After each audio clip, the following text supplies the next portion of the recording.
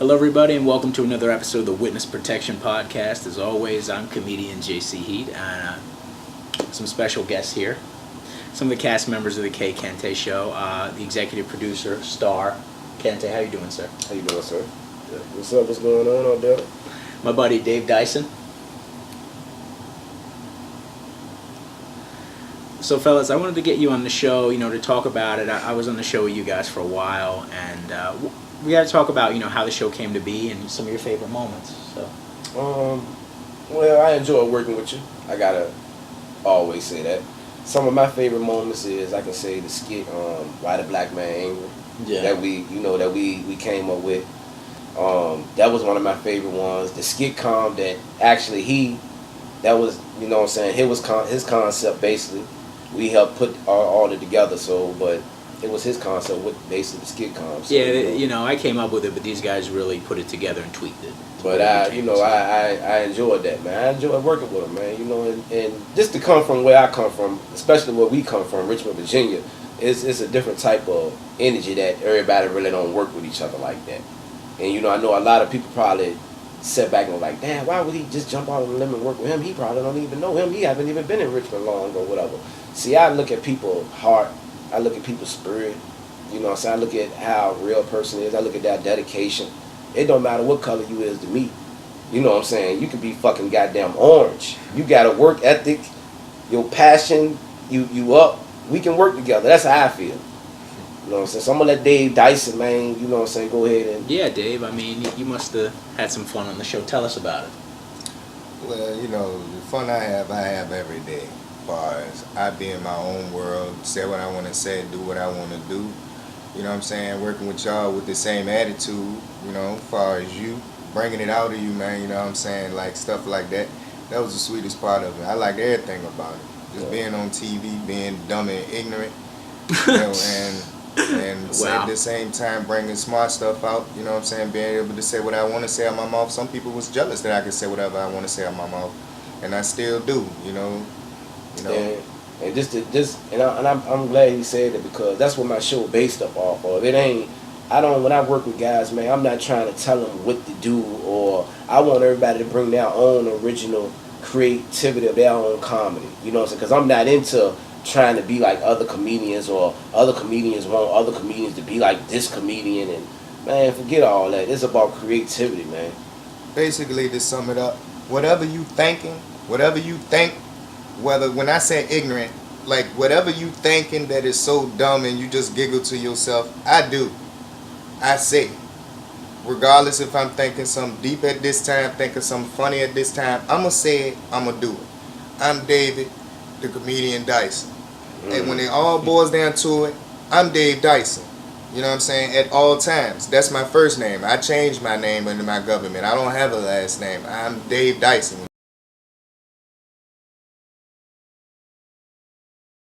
I ain't slapped nobody like since I've been over 23. I'm like 33, 10 years. I ain't slapped nobody. I'm like, fuck 12. That's how I feel. That's crazy. 12. That's funny. They gonna beat you up next.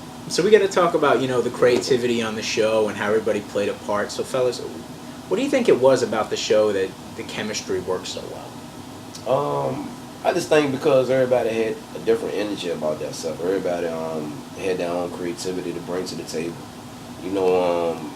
Just getting up at times and putting it together. My thing is, I just wish that we could have still had more time. I like everything that came out with my show. I still wish that I could have more time, just due to financial difficulties, that I'm working 2 jobs 7 days a week, that I couldn't build the certain criteria of maturity that I want to have up, but I'm still thankful and all that. But like I said, it's still hard, man. Yeah, I got to take a second to speak on that. Like, these gentlemen on the show that, a lot of them work 2 or 3 jobs, they have kids, they have a life, and they still come out to do what they got to do because they really want to be in show business.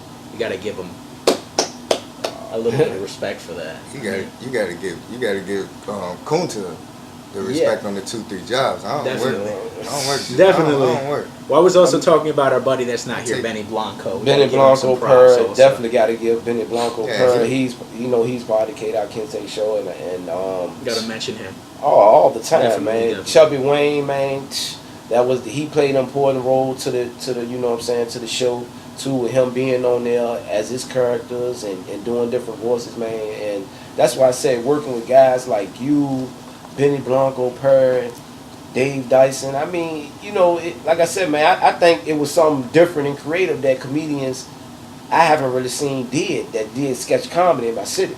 You know what I'm saying? I really think, it brought something together like that. Regardless of what people can say, that it might don't be funny to people, it might be controversial to people or whatever, no one was doing it. It's great that you say controversy because season 4, we definitely have some controversial skits. Would you like me to tell them about it, or would you just like to save it? It's on you. Well, the skit that they're there in season 3, the Cosby skit, we got to talk about that. Yeah, let's go ahead and talk about it.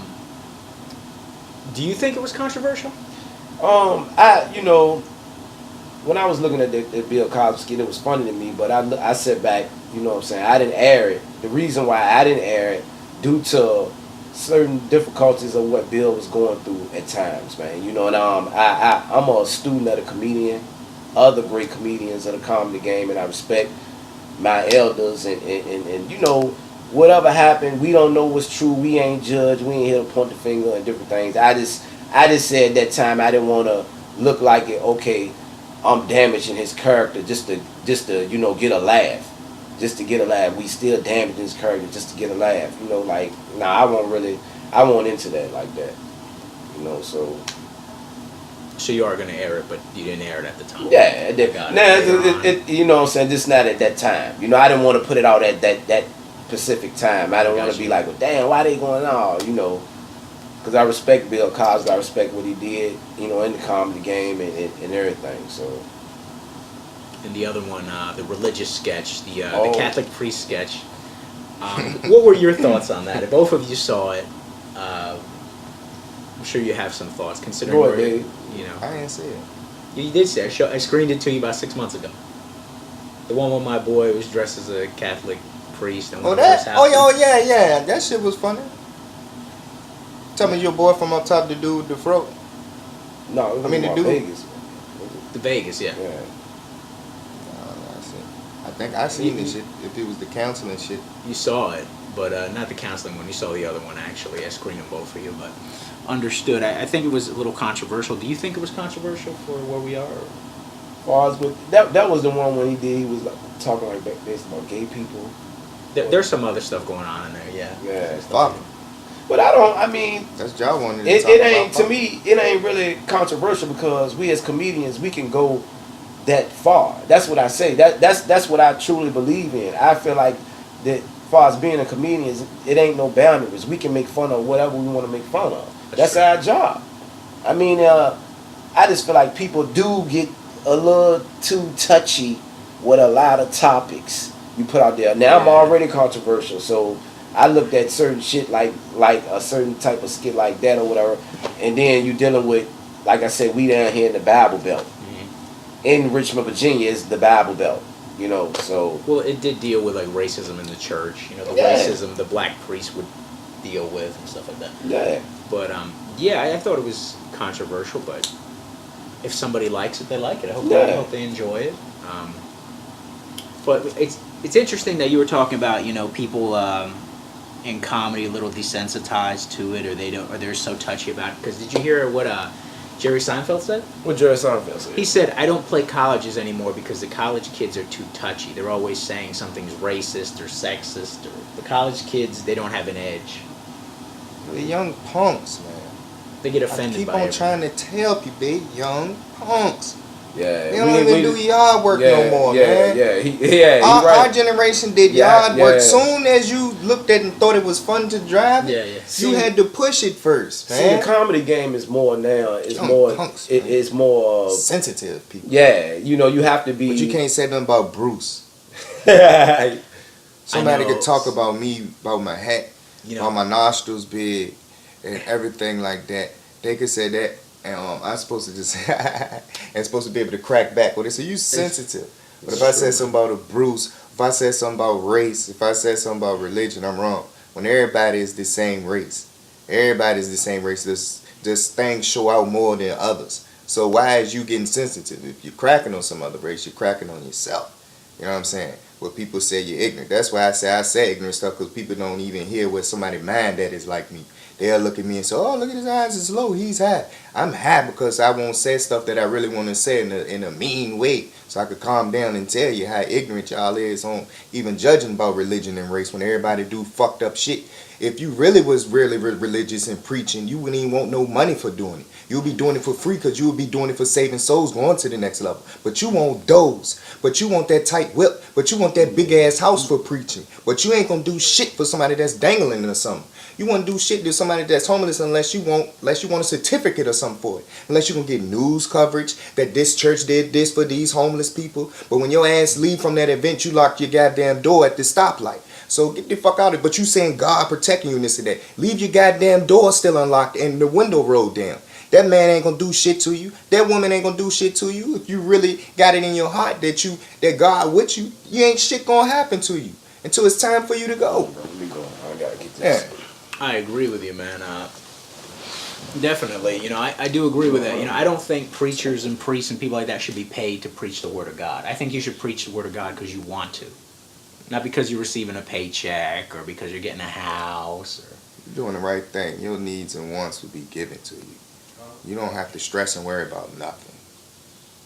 Yeah. So it's good to have you on the show, Dave. I did want to talk to you.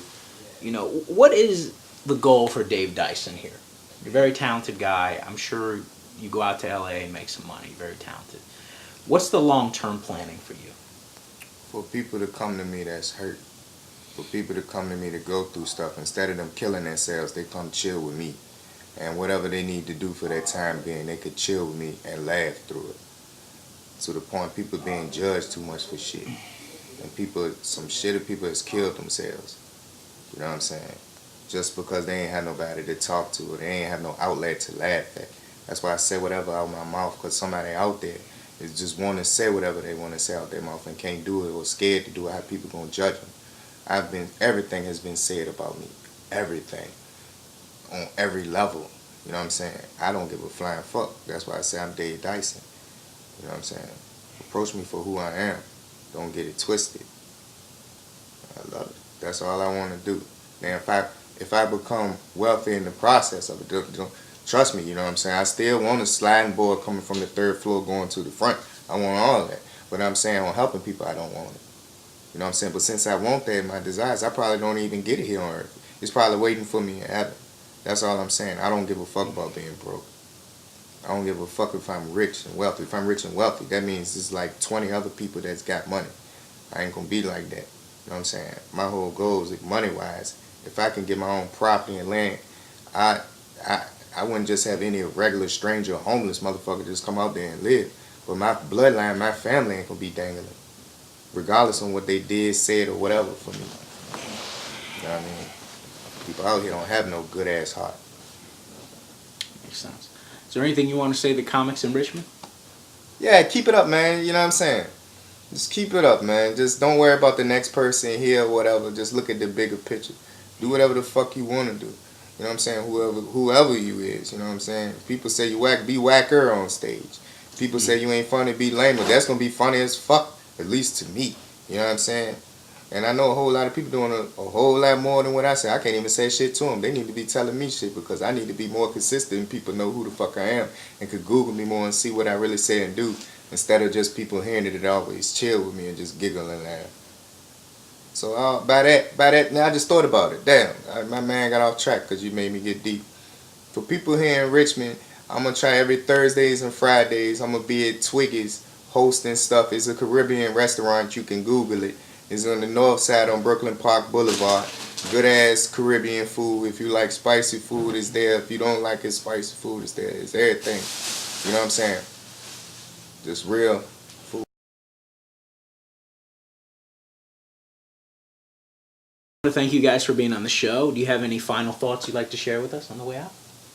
No, I just want to salute you, man, on Where you going? You going to Florida, right? That's right. So, salute you on going down there. I know you keep it up, man. Passion, work ethic. Hoping we'll come up there, visit you. Maybe you can put us on. You never know. So Never you never know. know how stuff go, man. So I just salute you on what you doing with your comedy dream. So like we all doing. Thank you, man. Much appreciated. Dave? My country, 'tis of the sweet land of liberty. Something, something, something, something. This is the beginning. With that being said, I'm gonna be coming soon. that's I'm gonna sell my food stamps and go holler at him all the time. So when everybody in Florida, my food stamps is bonking. So I'm gonna be down there at y'all. I can say Appreciate it, that. man. I can say that. Yeah, you can say it. What do you think the FCC is gonna come in through the podcast and tell you to shut it down? They gonna let me renew my Nah, food. they don't do that on podcasts. Well, I want to thank everybody for watching. Thank you, fellas. They ain't gonna let me renew my food stamps when I make. See, that's how real it gets on this podcast.